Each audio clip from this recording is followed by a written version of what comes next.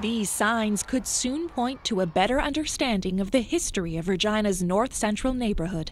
That's if Solomon Rat has his way. He's been teaching Cree for more than 30 years.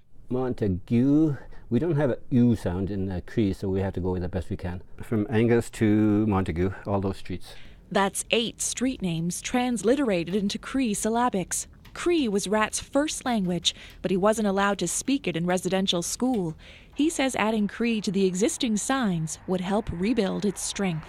One of the ways of reconciliation is to be able to encourage language development, language retention, and language preservation.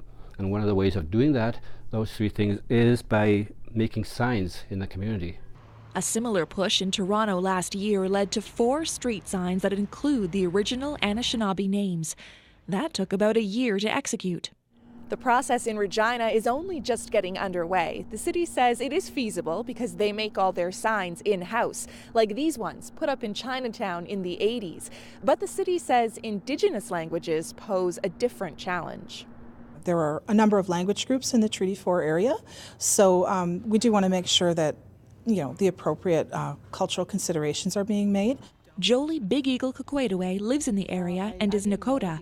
She says Cree is the right choice. I think that we need to first acknowledge, the majority of the people that live here are Cree. So let's start there. Big Eagle Kukwetoway has been organizing talks in North Central about how to use street signs to reflect the area and its history. Those talks will lead to an official request from the city. Her ultimate goal is to see Indigenous languages become part of Canadian identity, similar to Maori in New Zealand.